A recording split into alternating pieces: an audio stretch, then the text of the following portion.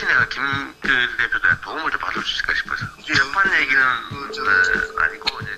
이재명 대표의 선거법 위반 재판이죠. 나는 검사를 사칭한 적이 없다고 주장한 게 허위 사실이란 이유로 선거법 재판으로 넘겨졌는데 그 재판에서 김진성 씨가 증인으로 출석을 하게 됩니다.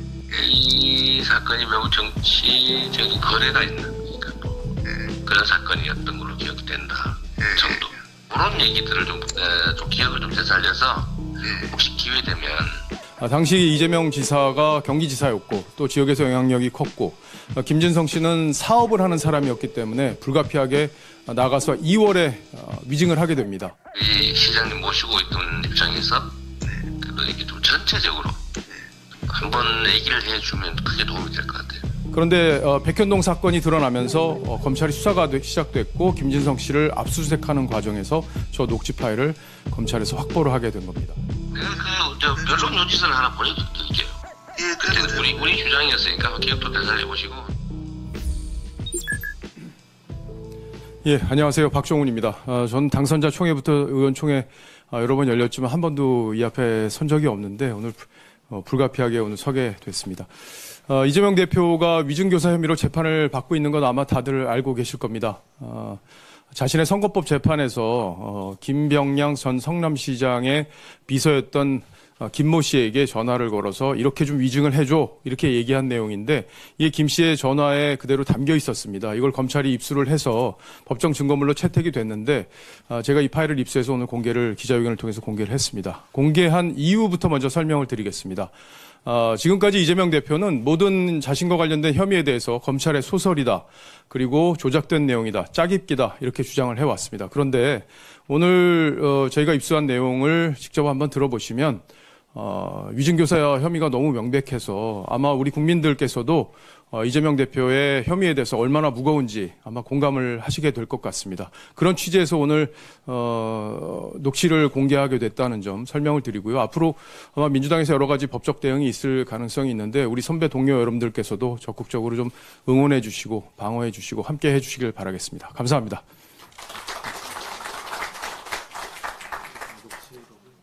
네, 이제부터 녹취록을 한번 들어보도록 하겠습니다. 이게 지금 매우 정치적인 좀 배경이 있던 사건이었다는 점들을 좀 얘기를 해주면 도움이 될 것 같아요. 우리가 했던 주장, 재판 주장했던 거, 그걸 보면 제가 더 그래서 혹시 내가 김 대표한테 도움을 좀 받을 수 있을까 싶어서. 재판 얘기는 아니고 이제 어차피 세월도 다 지나버렸고, 시장님은 돌아가셨고. 그러니까 당시엔 정치적으로 김 비서관이 어쨌든 뭐 수행 비서가 사실 핵심이었으니까 그냥 있는 대로 진짜 세월도 지나버렸고. 그래서 KBS 측하고 그 당시 시에서 KBS 측하고도 얘기하고 PD 측하고도 얘기하고 해서 내가 시킨 걸로 내가 주범인 걸로 해주면 고소를 취소해 주기로 합의했던 걸로 그때 기억하거든요. 근데 물론 증명은 안 됐지만 너는 봐줄게. 그 이재명이가 한 걸로 하면 봐주자. 이런 방향으로 좀 정리를 그때 했던 걸로 내가 기억하고 주로 내가 타겟이었던 거. 있는 대로 어차피 세월은 다 지났잖아요. 너무 오래돼서 기억도 사실 크게 기억도 잘 안 납니다. 사실은 안 나는데 아무튼 필요하신 부분 그러니까 이 사건이 매우 정치적인 거래가 있는 그러니까 뭐 그런 사건이었던 걸로 기억이 된다 정도. 한번 생각을 해보면 어쨌든 KBS하고 우리 시장님하고는 실제로 얘기가 좀 됐던 건 맞아요. 어쨌든 내가 출도를 했다. 그다음에 내가 질문하는 도중에 메모를 해주면서 질문 내용을 다 알려줬다. 이런 소리를 했었는데, 어쨌든 그거는 법정에서 우리가 따질 바고, 검찰도 나를 좀 봐야 되고, 또 시도 그렇고, KBS도 그렇고, 전부 다 이해관계가 일치되는 나한테 더 보시면 도움이 되는 사건이었던 거예요. 그런 얘기들을 좀 기억을 좀 되살려서 혹시 기회 되면 그때가 그런 그런 뉘앙스, 그런 분위기 때문에 내가 구속됐다. 우리 시장님 모시고 있던 입장에서, 그래도 이렇게 좀 전체적으로, 한번 얘기를 해주면 크게 도움이 될 것 같아요. 예. 한번 생각을 한번 더 살려봐 주시고, 또 어떤 취지로 저기를 해야 되는지를 한번. 네네. 내가 변론 요지서를 하나 보내드릴게요. 예, 그때는 그래도 우리 주장이었으니까 기억도 되살려보시고, 나는 뭐 다른 자료는 안 가지고 있으니까. 판결문하고, 그걸 보내드릴게요. 판결문하고. 근데 우리가 했던 주장, 재판 주장했던 거. 그걸 보면 제가 또 그러죠. 한번 일단 보내드릴게요. 텔레그램으로 내가 보내드릴게요. 하여튼 아까 얘기로 좀 되돌아가서, 자료는 보낼 테니까 한번 봐주시고요.